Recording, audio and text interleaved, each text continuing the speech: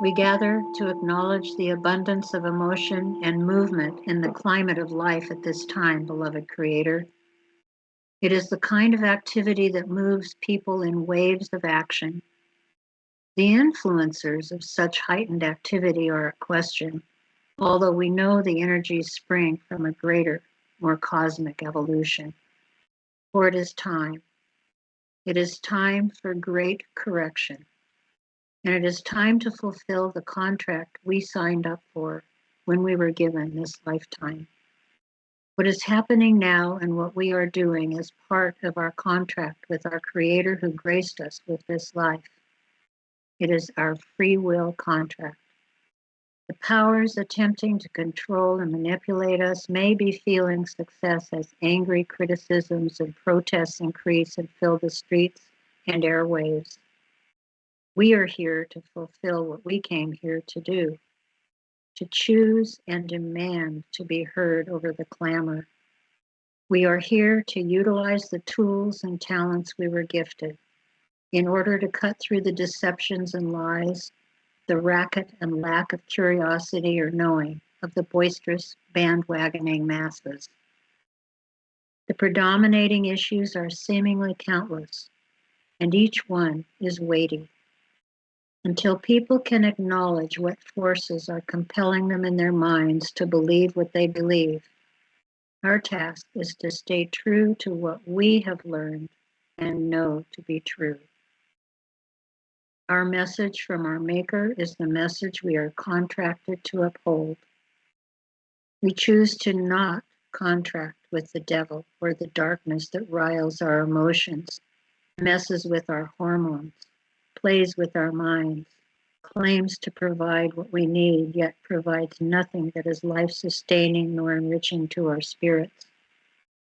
Now seeing, we are in fact reviled by these deceptions to the extent we are compelled and tirelessly determined to shuck the decades of layers of lies. Our inherent God-given free will is the contract we signed on to fulfill here now, for the good of all. In the spirit of selfless service and with the fortitude, determination, and grace of our beloved Creator, we choose to prevail. Let it be so. Hello, this is an after-action report from our Oregon Statewide Jural Assembly's Court, an Article 3 court. 3 tribunals and a clerk yesterday visited the DHS, Department of Homeland Security, ICE, which used to be immigrations and naturalizations. They're in the same building in Portland. We also visited the U.S. Marshal Services, downtown Portland in the Marco Hatfield Federal Building.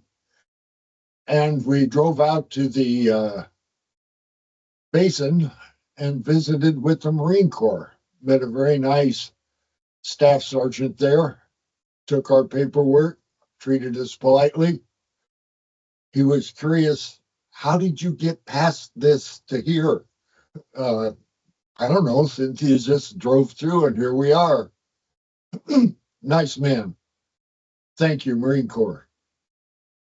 Then we drove out to the FBI. What a surprise. The FBI is in a large red building out by the airport. They have a kiosk that'll hold 50 people and has offices inside it where they can screen you, and they tell you that if you enter here, they have the right to search you and your car and all your papers. I wonder where they get that right. When you look up the Pinkerton Act, we're not supposed to have any incorporated businesses handling our affairs like that. But in any case, we arrived there, 2 cars. It was interesting. We stopped a long line of cars for the train to go by to the airport, the mass transit. and the crossed arms come down, and on the other side, the cross arms went up, but on our side, we just sat there with it still down, flashing red. And eventually, a guy 6, 7 cars back gets out, walks all the way up there quickly, and pushes it up. And of course, it goes up. It was stuck a little bit for whatever reason.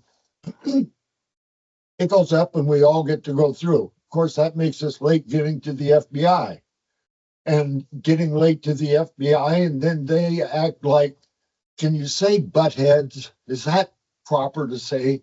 I was corrected by 2 of the county commissioners for what I wrote when I was being honest and straightforward from where I come from. And they thought that I should not be honest and straightforward and use the words I've learned. I'm supposed to modify myself, contain myself. I was told you're a troublemaker. Absolutely. I'm also disruptive. You should not have done the things to us that you have done to us and expect us to be docile. We do not act well when you infringe upon our unalienable rights, when we are confronting you, when you are not doing what you're supposed to be doing, like the FBI. We approached them, 4 of us, locked out. People can come out, but they don't talk to us.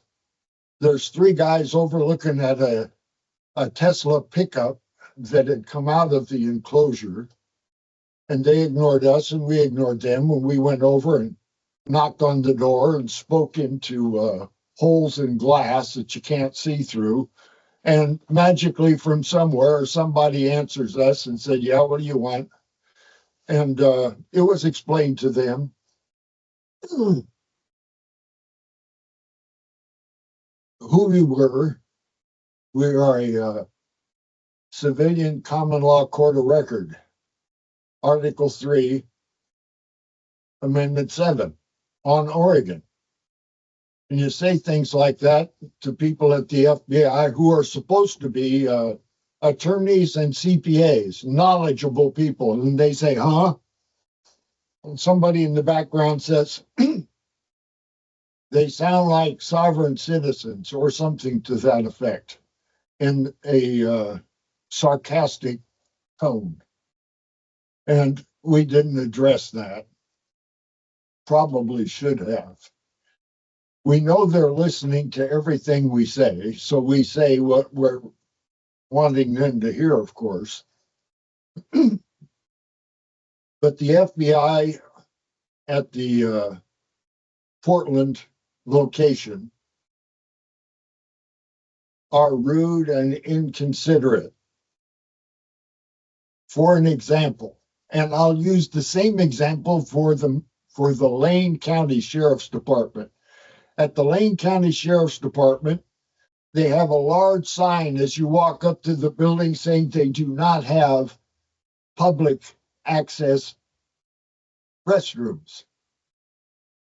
Well, why in the hell would that be? Anybody off the street, out in the neighborhoods in Lane County that knocked on your door and said, may I use your restroom? Why would you say no if you're the sheriff's office? You should invite people in. I digress. One of our groups said, may I use your restroom? And they say, we don't have a restroom for the general public. You're there for our peace, safety, and happiness. Why would you not have a restroom available for the general public to use? Where we have our location, we have a restroom for those that visit us to use. We call it a bathroom, toilet. It's a necessity, and you have it. But your security is so good that you can't let us folks off the street use your toilet. My goodness. You should have at least a porta potty out by the gate for those that come and have to wait outside in the rain. It was rainy yesterday. Trying to introduce into your organization an original document from an Article 3, Amendment 7, Article 7, Civilian Common Law Court of Record on Oregon, identifying ourselves as such, and you treat us rudely, and you don't want to deal with us. It's not reasonable. So the after action, down on MacArthur, down by the river, DHS and the ICE share a building. You see it on YouTube and various other places. They can barely defend themselves. I find that absolutely ridiculous. It's just, how ignorant can you be? If somebody is attacking your building, you counterattack and remove the threat. These folks don't do that. They put up barricades or something to protect themselves. What in the hell is going on? You have non-peaceful protesters. We know, we went through them all over the place, down by the fortified headquarters of the DHS and ICE. Pleasant person answered the door there and said, "You're at the wrong door, go to the other door." So we went to the other door. Another pleasant person came. Man, adult, 40, good shape, looked like ex-military, identified as security, and he told us, "No, you can't come in, and no, we won't tell you anybody's name, and no, yes, I will take the paper and I'll make sure that paper gets into the proper hands." And Charlie had explained to him, Cynthia talked to him, and everything was nice and pleasant. "Thank you very much." And we left. We had breakfast, and then we went over to the Marco Hatfield building, 1000 Southwest 3rd. And I'm old and I cripple along a little bit, and I'm slow, and it was raining. So the minute I could get out, I got out and went into the building by myself. They parked the car across the street, real close. But in any case, I go in and the guy says to me, "Mr. Vroman." Okay, I've been here before, and I have been in trouble here before, and I have been excluded from this building before. So it's not unlikely that they would know my name. They would seem to have access to photo identification. I walk up to the building and they press a button, and their stupid AI, it's not artificial intelligence, it's a really good program. And they punch a button and they say, "That face belongs to Ron Vroman." Okay. And so the guy greets me by name. "Yeah, we know who you are." When I go into their buildings, I clean out my pockets and carry one piece of ID. It's my Veterans Administration identification, government issued photo ID. That's all I carry in. Yesterday, I forgot I had my badge on. And he laughed. Pleasant people. They're hired to do a function. The function is illegal and illegitimate and de facto, but that's not their fault. It's never been explained to them, and they're just doing the best they can, and they're doing a good job of it, unlike the FBI. So he says, "Okay, where are you going?" I said, "I'm going up to see the marshals. I'm waiting for people here." He says, "You want to go through?" Sure. So I go through the x-ray and I go sit down, and they come and get me. He opens the door and says, "Come here." Okay, so I walk over to him. He says, "You have to leave. They don't want to see you." Of course they don't want to see me. I'm a troublemaker and I'm disrupting. They want to operate their de facto U.S. Marshal Service. Here's something about the U.S. Marshals. When I got involved in this starting in 2015, I think the guy's name was Berger, a former Oregon sheriff. And so, as I was the private attorney general on Oregon at the time, I approached the marshal's office. I was met by two guys, Brian Kelly and, oh, please don't desert me, K, Carl.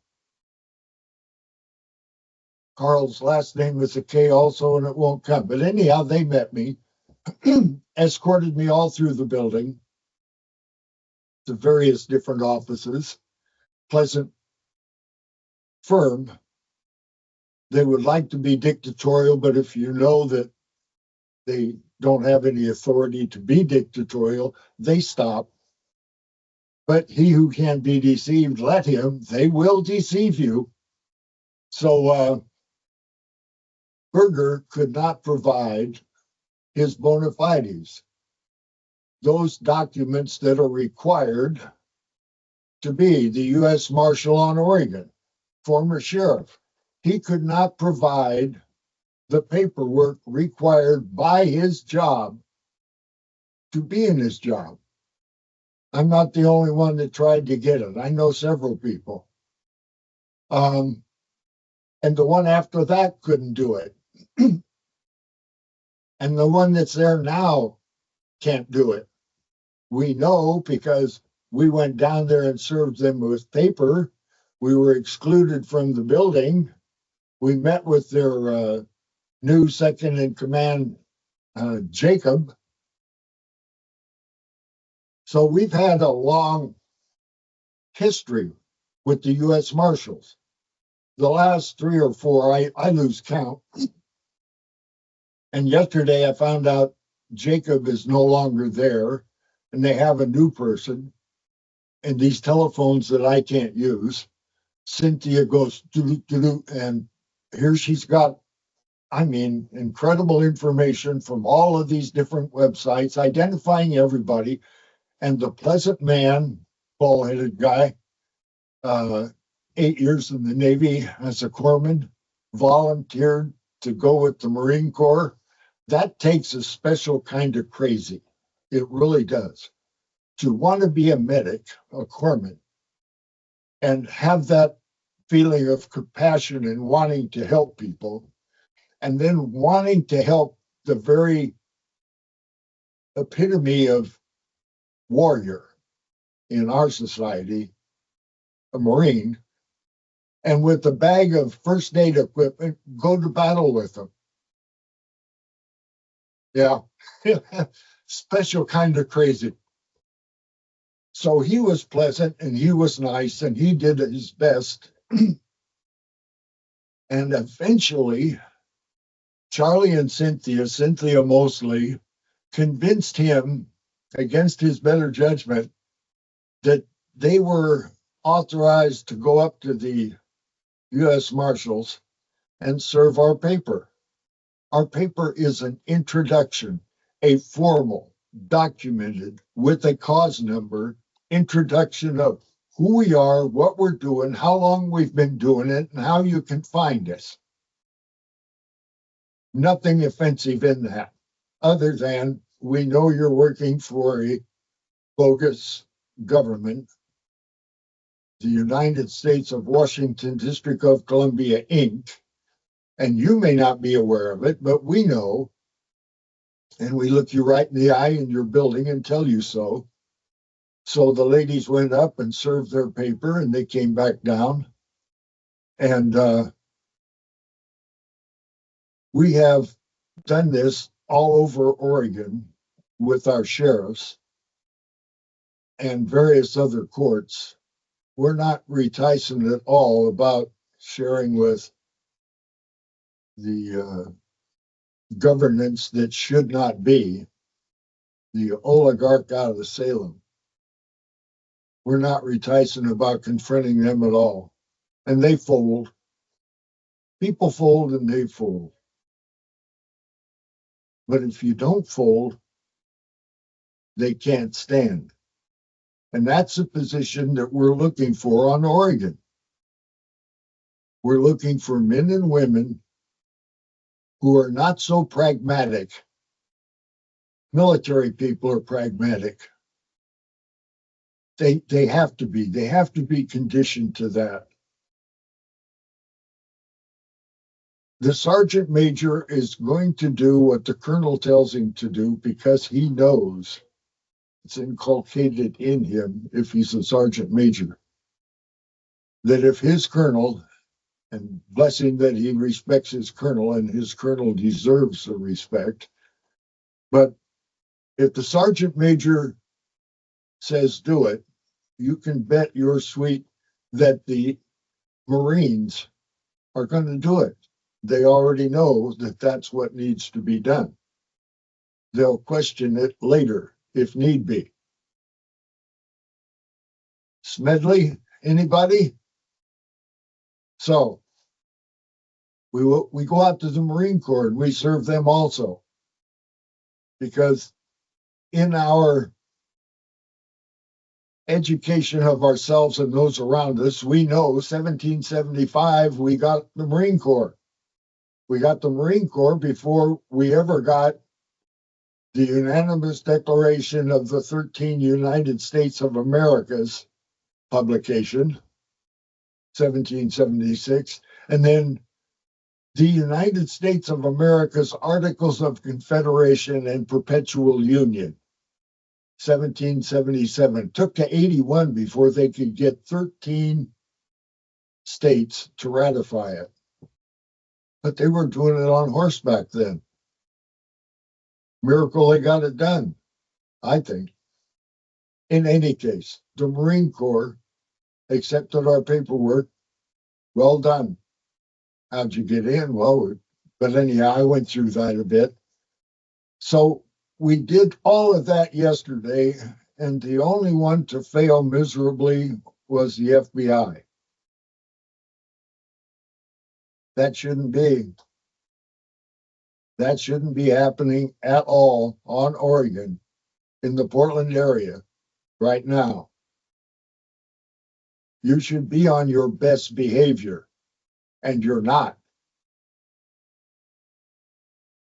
You have the opportunity now to follow through on that document that was given to you. That instrument came to you from a torturous way.